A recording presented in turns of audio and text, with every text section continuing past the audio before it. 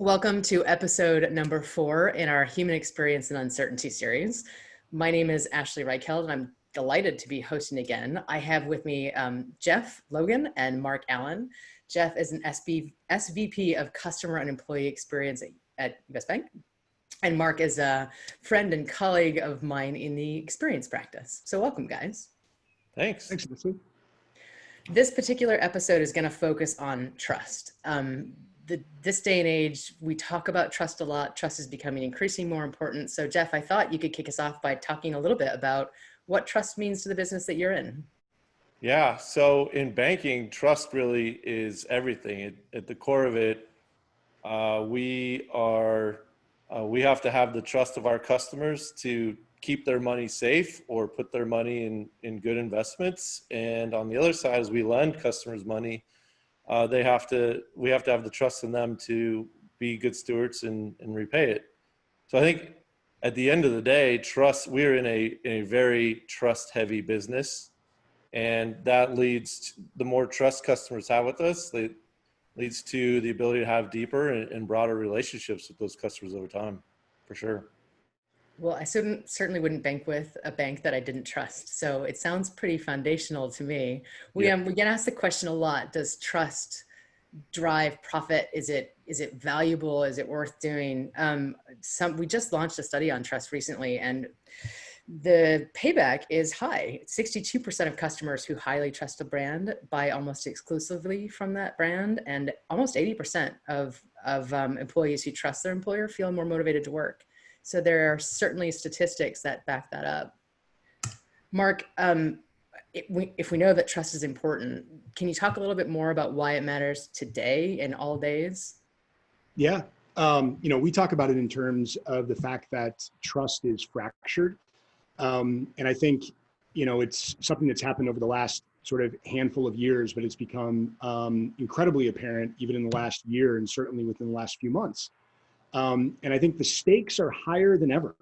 So if you think about our daily lives, everybody, old, young, everybody is sort of inundated with information and asked to make decisions. And increasingly, you find yourself asking yourself, can I trust what I'm hearing, right? So there's this barrage of information. And I think we used to take a lot of things for granted. I think we just inherently trusted authorities, and we trusted large companies, and we just, we trusted those around us. And what our research says is that increasingly people are pausing and thinking to themselves, can I really trust this person? Or can I trust that company? Or can I trust this perspective? That's certainly what we're seeing. And I think that's the reason that it matters more now than ever, Ashley. People want to be around and support and advocate for things that they trust. Yeah, we're seeing that over and over and over again. I mean, my day-to-day life, I notice this quite a bit. Trust plays a role in my own personal relationships, plus the relationships that I have with the companies that I'm in, whether it's the company I work for or the companies that I buy from.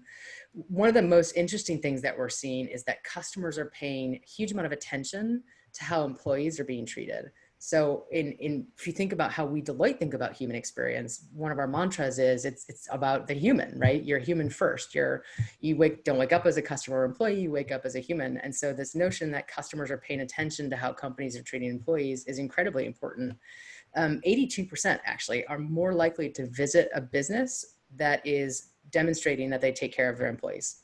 So customers are actually actively watching how we do that. Jeff, I know this is incredibly important for your company. Do you want to talk a little bit about the relationship there? Sure. I mean, it certainly is. And I think we've realized that to the point where we have actually combined our customer and our employee experience functions.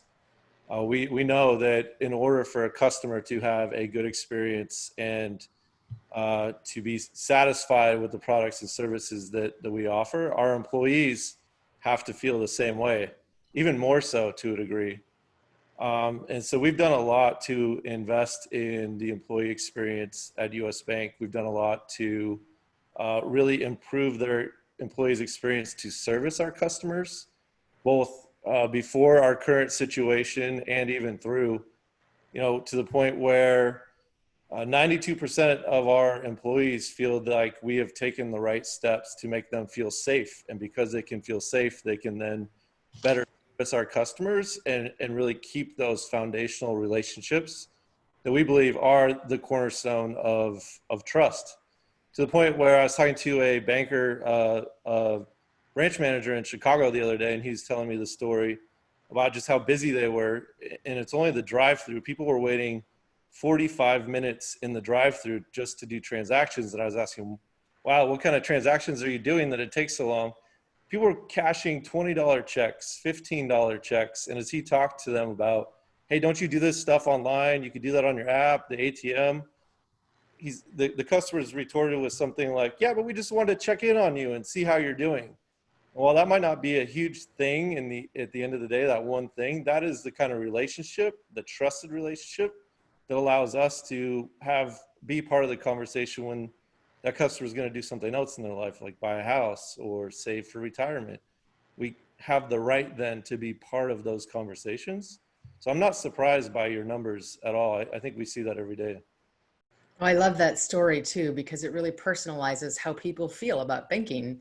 Banking could seem sterile to the outsider looking in, but it's fundamental to how we operate on a day-to-day basis, where we put our money, how we buy homes, how we buy our vehicles. So it's a great story to articulate the humane side or the kind of personal side of banking. One of the questions we get asked quite a bit is trust is not a new concept. So, we get that it's important. We get that it drives business value. And we get sometimes right now in the pandemic or the situation that we're in, that trust might be eroded. If you look forward, how do you think about the role of trust kind of in the future as we move out of the stage that we're in today? Trust is hard, especially trusting corporations, as Mark, you talked about, and you, Ashley. Who do you trust these days? Things that you would typically trust information coming from, or people. Everything's polarizing, and there's a complete opposite perspective from quote unquote trusted sources from one another. And I think for us, as we think about it, it's really distilling it down into the things that we think matter most for our customers in having a trusted relationship with us. And at the very foundation, it's just getting the basics right. It has to work. When I want to check my balance, when I want to look in the app, when I want to send money, those things just have to work. And if they don't, then it starts to fundamentally erode some of that trust that should exist. And then it's problem solving. Everybody has problems with companies. It's inevitable. You want to limit those, of course, but how do you solve those problems in an empathetic way, in a way that really puts the customer and their position and able to kind of live in their shoes and solve it in that way, which then gives you the right to have those more complex, more emotionally charged conversations like, I'm buying my first house, or how do I even think about savings or retirement? So I think, trust in of itself is this huge, almost nebulous topic, but we're really trying to think through how do we break it down into those moments and those kind of core elements that matter for employee or for customers. And you're starting to touch on something that we think is really, really important. So we know that trust is being eroded today. We know that the cost of losing trust is high. A recent Deloitte study suggests that when you breach trust with a customer, you lose 20 to 56% of your market cap. So it has a massive impact in terms of a negative impact. The challenge I think that most companies have is that it's really hard to measure it. There are a number of measures that have been in the market for years, good measures that help us understand experience and loyalty, but none of these measures really do a good job of predicting behavior. So that's one of the things we recently set out to study. And Mark, maybe you could talk a little bit about the TrustID that we're developing and the attributes that we found. Sure. Yeah, I would love to. And Jeff, I love the fact that we're having this conversation about trust with somebody in the banking business. There's just no better sector to talk about it with. Yeah, Ashley, thanks. So traditional measures of customer satisfaction and engagement have generally been oriented around what a person tells you about their own future behavior. And we've come to know over the years, it's been proven that humans are actually quite bad at predicting their own future behavior. So we researched across 9 subsectors 3,500 employees and 4,000 customers. And we set out to create something that we call the TrustID. And the TrustID methodology, with it, we tried to design the measure that was reflective of what people's actual behaviors would be, and that identified the attributes that drive those behaviors, so that we're able to clearly link investing in certain elements of trust, the right elements of trust, with business results. So in order to do that, we ask people to identify a brand that they trust, and then we ask them the reason for trusting that brand across 4 what we called signals. And these were only identified by their definition, but the names are humanity, transparency, capability, and reliability. Then we ask them questions about their past behavior in interactions with the brand they said they trusted, in order to determine what they actually did with the brand in the case when one of those particular signals that I described are either strong or weak. Then we asked them to score how often the brand they trusted exhibited certain attributes. All of this together allowed us to understand what brands can actually do in order to influence behavior, and it allows us to quantify the business impact of that behavioral change. And so, Ashley, if I can give just a quick example to try to bring this to life. So if we set out to encourage brand loyalty, as an example, well, our research tells us that in that case, a customer must believe several things. Those is that a brand is transparent. An attribute of that transparency is that the customer would be inclined to purchase from that brand despite disagreeing with the stance on a controversial issue 2.6 times more frequently. Now, then you ask the question, okay, great. How do I actually move the needle with regard to transparency? So this is when we get into sort of the very specific actions or attributes. And there's 3 that I'll share with you that floated to the top that allow you to influence transparency. One is around honest communications, be honest. The second is around unmistakable motives. So it's very clear what you're about, what you intend to do. And the last was leveraging straightforward language. So what we find is by focusing on those 3 would allow a company to influence the transparency signal. And then as I talked about, there's a clear linkage between that increase in transparency and how that person interacts with your brand from a business perspective. One of the things I get really excited about with that measure, and you started to describe it, Mark, is what people tell you, what people say, and what they do is really different. So people will tell you that transparency is not all that important to them when they go to make a purchase decision, but at the end of the day, it's actually hugely important. Yeah. On the opposite end of that, people might tell you that humanity or genuinely caring for me and for others is really, really important. But when it comes down to purchasing, it's actually not as important as some of the other metrics. And we see this in how people behave and what they're purchasing. Because, you know, when you're going to buy a car, for example, the fact that it's reliable, that it's going to get you from place to place is really what you have to consider in making such a big purchase. So I love that this metric starts to get at the difference between what people say and what people do. Jeff, I know that US Bank has a fairly similar way of thinking about trust. Yeah, we do. And it kind of goes back to that framework that I talked about. But bringing in the transparency from all of our research in this, that transparency and authenticity goes a long way to building trust with an empathetic spirit. I think, you know, we've seen where we can have clear communications and be transparent, and with authenticity, it just sets the expectation right for what the experience is going to be. And just creates a much more seamless experience and less challenged, I guess, because expectations are being met.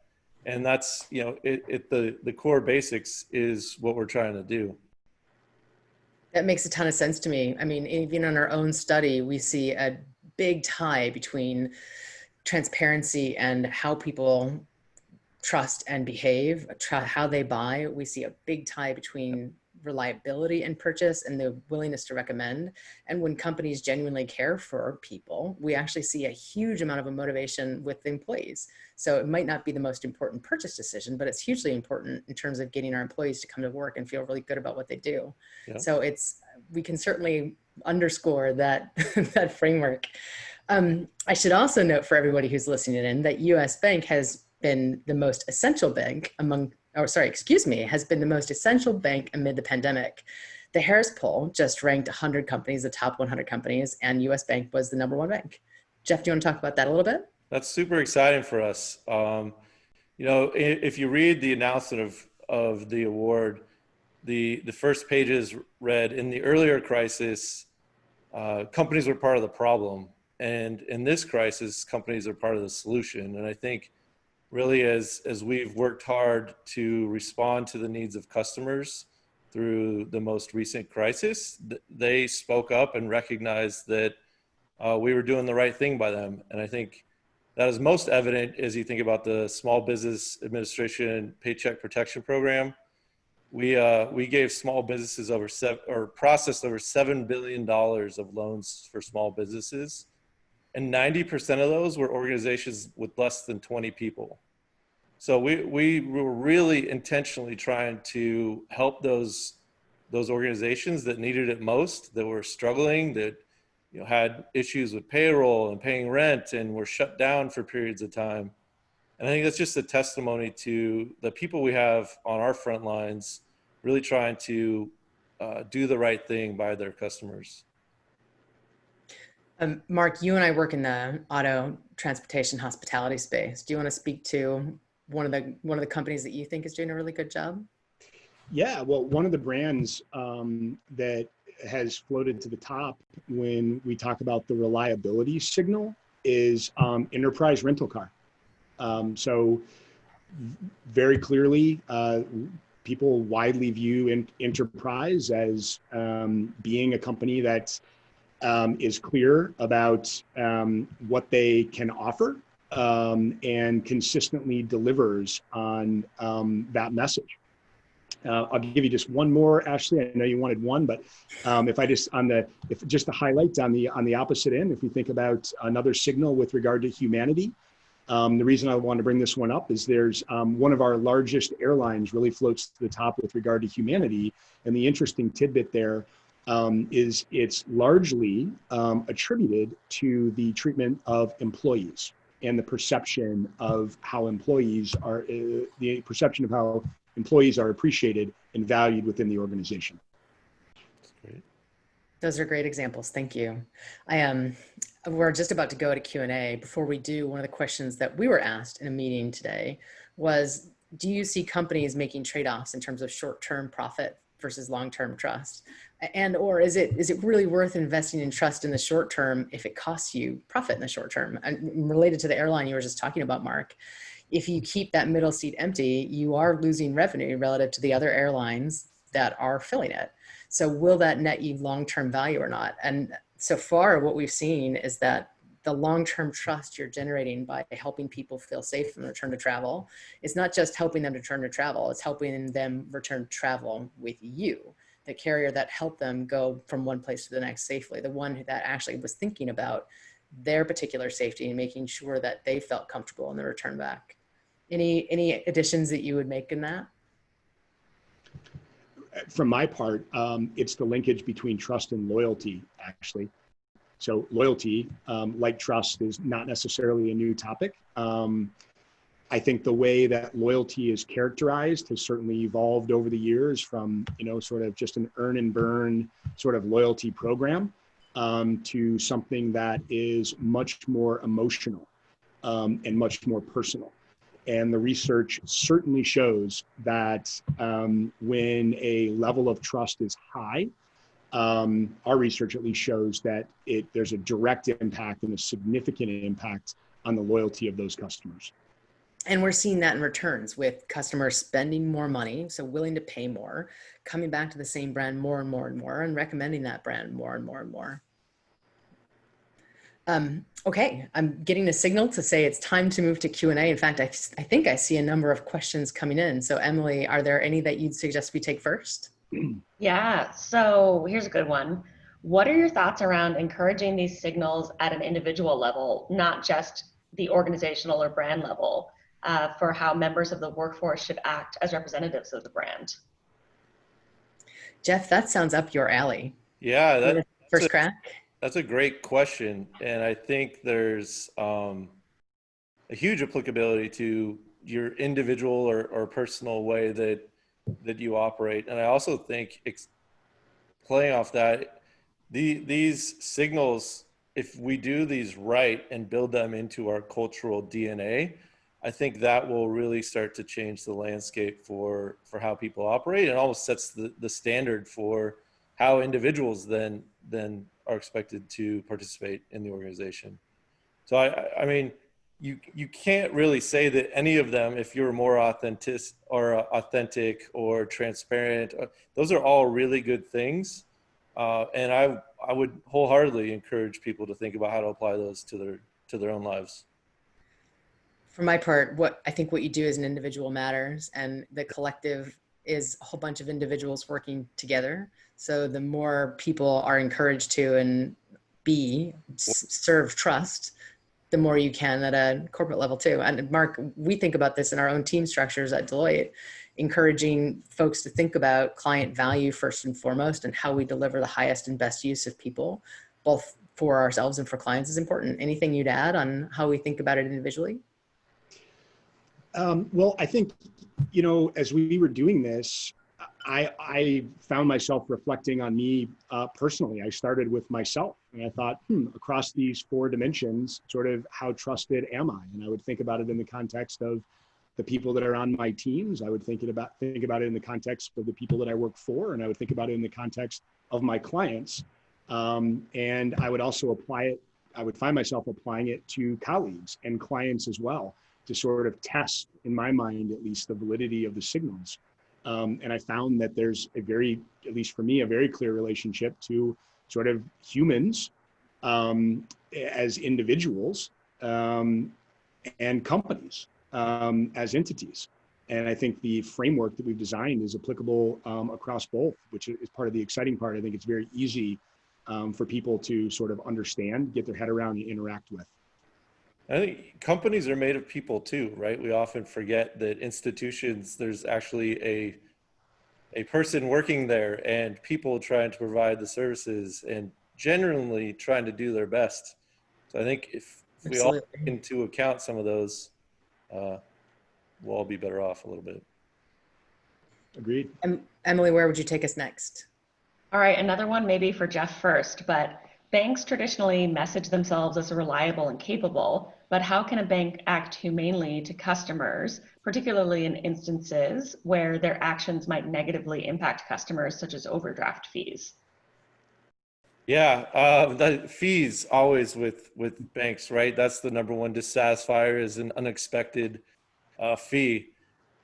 And I think, it just comes down to that level of authenticity and trying to put yourselves in the customer's shoes. We spend a lot of time with our front lines, really trying to coach them and walk them through how to be empathetic and relational with the customers, regardless of those situations.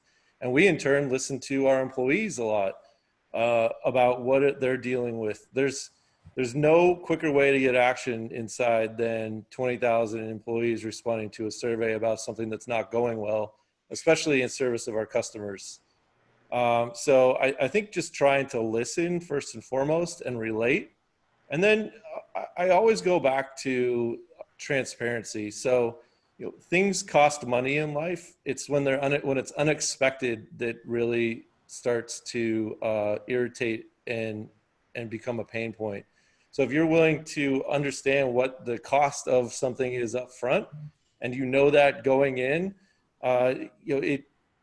the expectations, quote unquote, are met, and there's not that surprise that oftentimes causes challenges, is the way that we look at it. So going back again, simple, authentic, relational perspective. Another way to look at that is trust is a two-way street to some extent, right? it takes trust on both sides. So we trust you to do something and we'll do something in return. So that relationship and that give and take is actually incredibly important. Do you see, Jeff, that when customers know, you know, you kind of get the response of, okay, you know what, you're right. I probably should have put more money in first, or I knew I might get a fee for that, because you told them up front that it's less of an issue, part of the relationship you've built? It is. And then if they still encounter that and you waive it or forgive it or work with them on a solution, you just create this wonderful connection with them. And then you open up the opportunity to have those more meaningful conversations when life events happen or situations change. It's almost like they have an advocate now versus this institution that I don't know anybody at or feel that that is just trying to get me. Yeah, that's a great way to put it. All right, let's do one more. So how do you see the trust index and the importance of different signals varying across industries? Mark, kick that to you. Yeah, so there's a couple things that I would call out. We find that the humanity signal is more important in high touch service industries, and also faster moving, higher velocity consumer goods organizations versus lower touch, more durable goods organizations. So as you get into heavier manufacturing, for example, where reliability actually becomes, you know, more important, which is certainly logical. But the point that I would call out here, and it goes back to, you know, what we had described earlier, it's the importance of what people tell you versus what they actually do. Mm-hmm. And particularly with regard to durable goods and in manufacturing, the self-reported important signal is reliability. And that matters. But what we actually found with regard to the research is that people's behavior actually indicates that with those same organizations, transparency is incredibly important. But when you characterize it to them as reliability and transparency, the self-calibrated scoring reflects transparency being quite low. So that example is one of the best ones we have from the research in terms of characterizing what people do versus what they say they're going to do. Jeff and Mark, we have a couple more questions that have come in. I know we're going to run over time, but would you mind carrying on for a few minutes to answer one or two more? Sure. Sure. Yeah, so we have another one here. So how can you build trust but continue to keep friction low and have a seamless experience? How much are customers okay with added friction in order to enable trust? You know, one really good example of that in recent memory is the safety concerns that people have with coming back to staying in a hotel or traveling. I'll give you an example. Sometimes putting things in somebody's hands, giving them control, goes a long way towards trusting. One of my favorite statistics to come back from our safety research was that almost 1 out of 2 people, so every other person, when given the choice of having hotel staff clean their room versus giving cleaning products to them to clean their room, would choose to do it themselves. So in other words, a hotel could build trust by giving people cleaning products. And the reason I laugh at that is because in, you know, normal circumstances, none of us are going to be super excited about cleaning our bathroom. But by recognizing the kind of specific point in time need that somebody has to feel safe in that, it was a deal breaker. Mark, can you give us an example?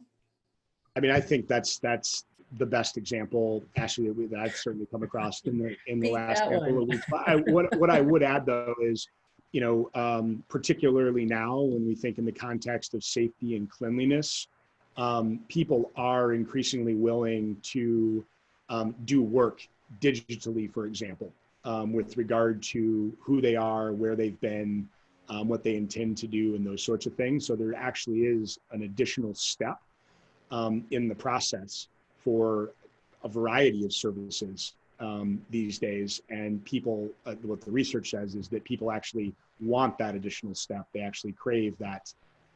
They expect that level of friction. In the absence of it, they oftentimes have some degree of concern that perhaps everything that should be done is not being done. We see a level of complexity playing into those things too. So if it's on our side, if it's simple things like checking balance and sending money or those types of things, those seamless interactions are very important. But if it's more complicated and in terms of investment advice or how much can I afford to buy a home, we're often seeing that the consultation or the investment in having a relationship around those things is pretty important. All right, you guys want to do one more? Last one. Let's do All one right. last one. Pick a good one. All right. So Mark, earlier you mentioned a few critical actions that businesses can take to build trust, especially with the customers. What do you think are some common challenges that businesses might face when they're taking those critical actions? Common challenges. Well, I think the biggest challenge right out of the gate is determining the right things to do. So what we're seeing right now, particularly in this environment, is that organizations are reacting appropriately, and they're reacting en masse. But what we're also finding is that they're over-investing and based on that reaction. So it's certainly not, their heart is in the right place. But what we see are that companies are fundamentally over-investing, investing in the wrong places versus truly understanding what matters to people, what's actually going to influence behavior. And then the second piece is doing the research to really understand the people and to truly understand what they want. And as long as what we find is that, as long as the understanding of the customer is rooted in a depth of research, companies typically navigate themselves to the interventions that are most valuable to customers and therefore drive the most business value. Okay, well, I think that is our cue to wrap it up. I just wanted to say a special thank you to Jeff and Mark for coming on and being our guest. We appreciated having you, and thank you for your trust in the channel and coming to talk about trust. To everybody else, thank you for listening and have a lovely evening. Thanks. Thank you.